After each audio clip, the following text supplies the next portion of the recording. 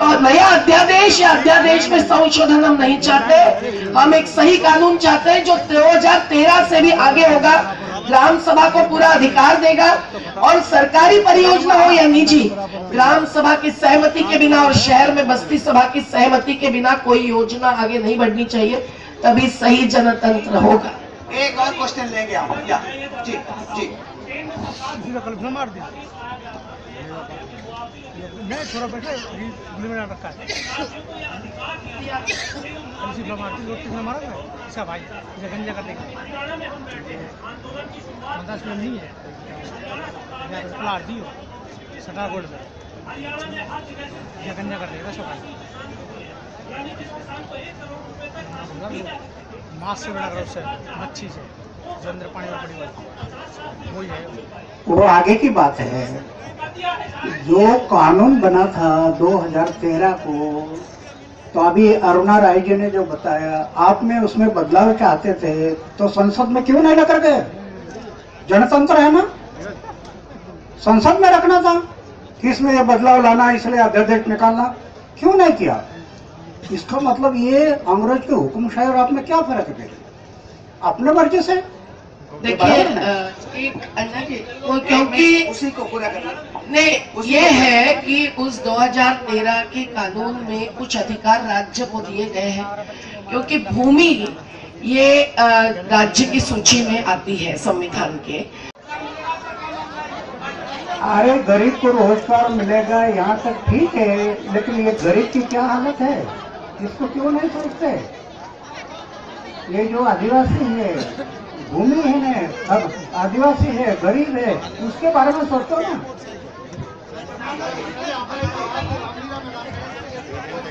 हम ये कहना चाहते हैं कि उद्योगपतियों के द्वारा काम नहीं मिलेगा। आपने प्रश्न पूछा, नहीं मिलेगा।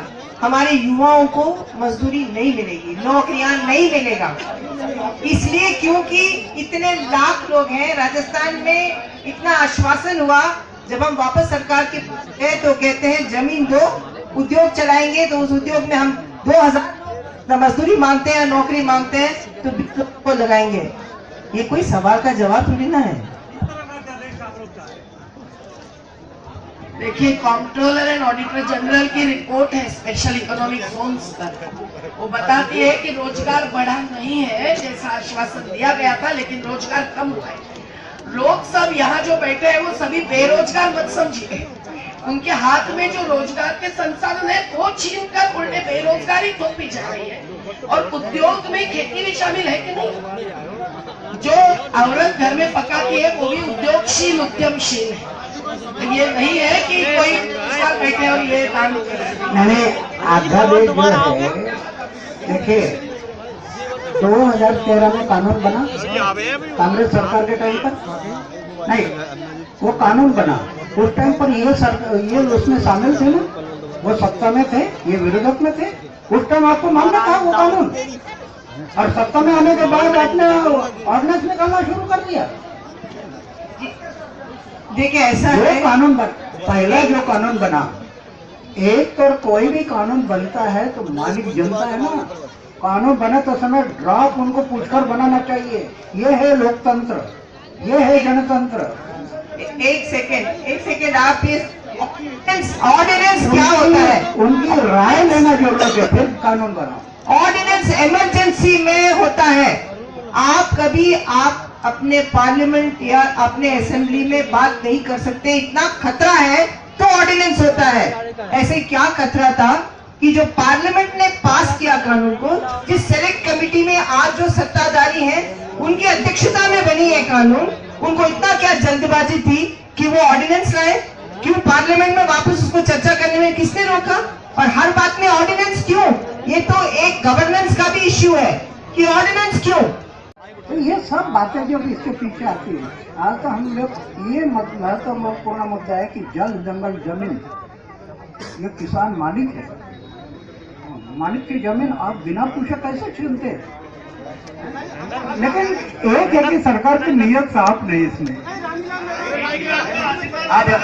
अब अरुणा बहन एक स्टेटमेंट देगी, अरुणा बहन की एक स्टेटमेंट। अरुणा बहन, आज 5000 लोग आए हैं ट्राइबल्स, ये बहुत बार दिल्ली जा चुके हैं, इनके साथ समझौता हुआ था 1-2 साल पहले और इनके मांगों के लिए एक कमेटी बिठाई गई थी। कमेटी के सुझाव आए और सरकार ने उसको अमल नहीं किया। यदि हम लोग चाहते हैं कि हमारे आदिवासी लोग लोकतंत्र के आधार पर सरकार के साथ बिल्कुल संवाद करके अपनी जिंदगी चलाएं और माओवादी नहीं बने, आतंकवादी नहीं बने, बंदूक नहीं उठाएं, तो हमारा कर्तव्य बनता है कि जो वादा करते हैं उसको पूरा करना चाहिए। इसलिए भी हम दिल्ली जा रहे हैं कि जो वादा किया उसको पूरा करिए आप। एक तरफ तो कहते हैं कि छत्तीसगढ़ हो या झारखंड हो, बार बार ये कहते हैं माओ क्षेत्र है, वहां के लोग शांतिपूर्वक गांधीय तरीके से आपके सामने आके आपसे मांग करते हैं और आप स्वीकार करते हैं कि वो मांग सही है, तो उसको लागू क्यों नहीं करते? ये बहुत बुनियादी सवाल है। इस सवाल को लेके भी हम लोग दिल्ली जा रहे हैं और सामना करेंगे सरकार को। मेरा एक ही सवाल है, एक स्टेटमेंट, एक ही मिनट। अब सवाल नहीं। 5,000 लोग अब यहाँ सवाल से नहीं, चलकर सिर्फ एक दिल्ली स्टेटमेंट। पहुंचेंगे, क्या ग्रामीण विकास मंत्री और प्रधानमंत्री नरेंद्र मोदी जी इनसे बातचीत करेंगे या नहीं करेंगे, इसका जवाब हम चाहते हैं। और वो सभी संगठन मिलकर 24 को ये पहुंचेंगे, तब स्वागत करते हुए ये सवाल हम जरूर। और 24 को आप सब लोगों का निमंत्रण है।